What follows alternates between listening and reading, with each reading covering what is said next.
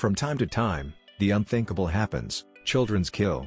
Some kids will kill members of their own family, in spite of their normal upbringing. And others that kill as a result of poor upbringing, from years of mental and physical abuse. Children are supposed to be innocent, and pure, without malice, contempt, sinister anger, or desires to kill, yet every year many commit horrific crimes.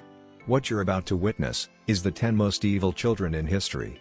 The age limit for this list is 17 years. Number 1. Lori Tackett. On the morning of Saturday, January 11, 1992, Indiana resident Don Foley and his brother Ralph decided to do some quail hunting in a nearby Jefferson County forest. Just 1 mile into their trip, as Don turned onto Lemon Road, Ralph spotted a strange object just a few feet from the road in a barren soybean field. At first it appeared to them that it might be a body, but it was so badly burned and scarred, it was hardly recognizable. Upon closer investigation, it became painfully obvious that it was definitely a real-life body. It turned out to be the body of Shonda Scherer, only 12 years of age, who was a victim of a jealous lesbian love triangle. Her body, prior to the murder, had been slashed and stabbed in various places, eventually dying as a result of being torched on fire.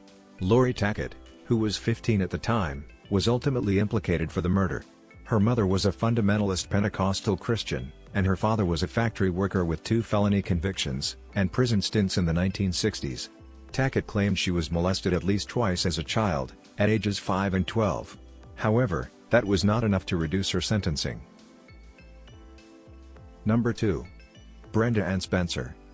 On Monday, January 29, 1979, 16-year-old Brenda used a rifle to wound 8 children, 1 police officer, and killed the principal of the school and a custodian. This took place at Cleveland Elementary School in San Diego. The school was across the street from her house. She used the rifle she had recently been given for Christmas by her father. When the 6-hour siege ended, the teenager was asked why she committed the crime. She shrugged and replied, "I don't like Mondays." She also said, "I had no reason for it, and it was just a lot of fun." Her lack of remorse and inability to provide a serious explanation for her actions when captured inspired the song, "I Don't Like Mondays" by the Boomtown Rats, written by socialist musician Bob Geldof. Number 3. Jesse Pomeroy. He was 14 at the time when he was arrested in 1874, for the horrific murder of a 4-year-old boy.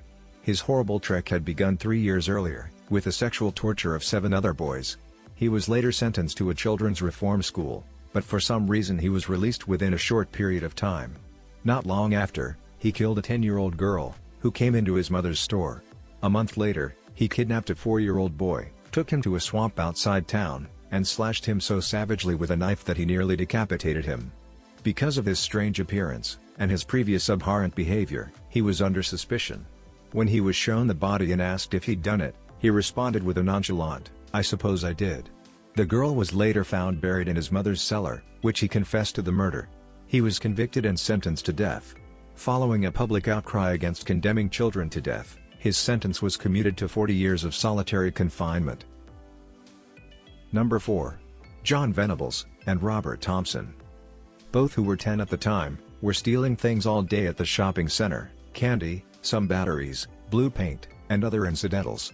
Why did they decide to kidnap 2-year-old James? Once he was in their possession, the kidnappers didn't know what their next move was. They could have easily discarded him, leaving him alone on the sidewalk by a shop, where someone would discover James. But John and Robert murdered the little boy. James's parents would never see him alive again. The video cameras at the mall caught several images of James, in the hands of his killers, frozen in time. He was to be taken for a long walk, tortured along the way. James was senselessly beaten to death by his 10-year-old captors, who callously abandoned him on the railroad tracks. Number 5. Mary Bell. She was convicted of strangling a young boy, Martin Brown, on May 25, 1968, the day before her birthday. On another occasion, on July 31, 1968, Mary, and her friend Norma, took part in the death of 3-year-old Brian, again by strangulation. Police reports concluded that Mary Bell had gone back after killing him, to carve an N into his stomach with a razor. She also used a pair of scissors, to cut off bits of Brian's hair and part of his genitals. As the girls were very young, and their testimonies contradicted each other, it has never been entirely clear precisely what happened. Martin Brown's death was initially ruled an accident as there was no evidence regarding the case. Eventually, his death was linked with the murder of Brian, and in August 1968, the two girls were charged with 2 counts of manslaughter. Mary was released in 1980, but under strict supervision. Number 6. Joshua Phillips. In 1998, 14-year-old Joshua Phillips bludgeoned his 8-year-old neighbor to death, and later decided to hide her body underneath his bed. 7 days later, his mother noticed a pool of blood, and it was leaking from the underside of his bed. Joshua claimed her death was unintentional, when he hit her in the eye by accident with his bat. However, it was later confirmed that not only did he drag her to his home and hit her with the bat until she was crippled, he also stabbed her 11 times. His story failed to convince a Florida jury, who convicted him of first-degree murder. His mother is still appealing his conviction, based upon the fact that he was given an adult penalty for his crime. Number 7. Willie Basket. Basket was born on December 9, 1962, who was a convicted murderer for crimes committed as a minor. On March 19, 1978, Willie Basket, then 15 years old, shot dead Mr. Perez on the New York subway during an attempt to steal some money and a watch. 8 days later, he shot another man behind a bar in another failed robbery attempt. He was tried and convicted of the murders in the New York City Family Court, where he was sentenced to 5 years in prison, the maximum for a minor. The short length of Basket's sentence caused a public outcry, and led the New York State Legislature to pass the Juvenile Offender Act of 1978. Under this act, children as young as 13 years old could be tried in an adult court for crimes such as murder, and receive the same penalties as adults. New York was the first state to enact a law of this nature. Many other legislatures have since followed suit. He was eventually released from prison, but has subsequently been convicted of a number of other felonies, for which he has received a number of life sentences. He is currently in the New York prison system, in solitary confinement. Number 8. School shootings. The rise of school shootings has been staggering over the past 15 years, and they still leave many people wondering why. These murderous children acquired large-caliber weapons in most cases, though in others, knives or handguns were brought into schools and used just as effectively. Students and teachers lose their lives each and every time this happens. Here are a few of the incidents. March 24, 1998, Andrew Golden, who was 11, and Mitchell Johnson, who was 13, gunned down 15 people at the Westside Middle School playground.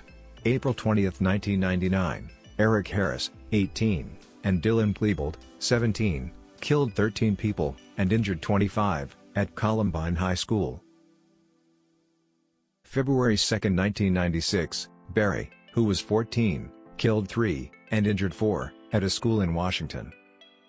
May 21, 1998, Kiplant Kinkle, who was 14, killed 3 including parents, and 8 wounded, at Springfield, Oregon. Number 9. The Freeman Brothers. David, who was 17 at the time, and Brian, who was 16, were skinheads with tattoos from head to toe, as a symbol of their neo-Nazi beliefs, were immediate suspects when their parents and younger brother were found bludgeoned to death, in their Salisbury Township home. The boys had been terrorizing the family, and other members of the town. The police report states, the triple murder uncovered was every parent's nightmare, the ghastly culmination of a long-running battle of wills, between Brenda and Dennis Freeman, and their jealous sons Brian and David, were desperate to be part of the will. Unfortunately, the situation took an awful turn, when the boys were left out of the will. Number 10. Edmund Kemper. In 1964, when Edmund Kemper was 15, he shot his grandparents, killing them both. He had been planning his repulsive act for some time, and had no regrets later. The California Youth Authority detained him, so they could put him through a series of tests, administered by a psychiatrist. Because the results suggested that he was a paranoid psychotic, he was sent to a state hospital for treatment. He worked hard to make his doctors believe that he had recovered. Although he was considered a sociopath, he worked in the psychology lab. In the process, he learned a lot about other offenders. Kemper was released after another 5 years, and remained under the supervision of the Youth Authority. His doctors recommended that he should not return to his mother's care, but the Youth Authority ignored this. Unfortunately, his release led to the murders of 8 women over the next 5 years. These same doctors affirmed his insanity defense.